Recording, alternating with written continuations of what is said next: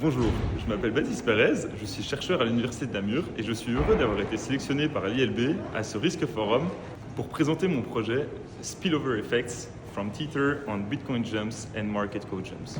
Donc c'est quoi les DPEG?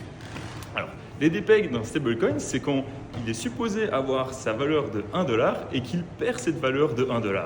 Et donc, ce que ça peut avoir comme effet, c'est si vous avez 10 € en stablecoin, s'il perd son PEG, vous allez perdre de la valeur ou en gagner selon la direction de la perte de PEG.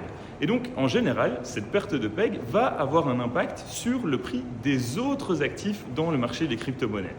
Donc, ce que l'on observe, c'est qu'effectivement, quand un stablecoin va perdre de la valeur ou en gagner plus qu'il n'est supposé avoir, eh bien, le marché va réagir soit à la hausse, soit à la baisse, mais il réagit plus que d'habitude. Dans notre analyse, nous prenons en compte un an de données, de 2022 à mi-2023. Et ce que nous trouvons, c'est qu'une grande majorité des DPEG se font à la hausse. C'est-à-dire que le prix d'un stablecoin va au-delà de 1$.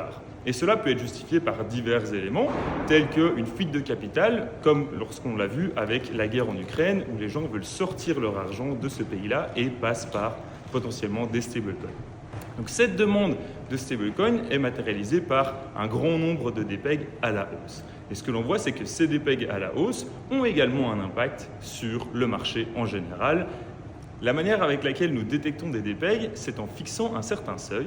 Si le prix dépasse ce seuil à la baisse ou à la hausse plus de 10 minutes, alors nous considérons cela comme le début d'un DPEG. En prenant cela, nous détectons environ plus de 200 DPEG de la crypto-monnaie Tether durant les 1 an et demi que nous analysons. Donc comme mon analyse le prouve, les stablecoins ne sont pas toujours stables. Il faut donc faire attention quand on investit dans les stablecoins car le prix peut également varier au contraire de ce que le nom indique. Alors sachez également que au vu de la conjoncture, il y a également d'autres stablecoins qui sont des stablecoins en dollars. Vous pouvez également investir dans des stablecoins qui sont dénominés en euros.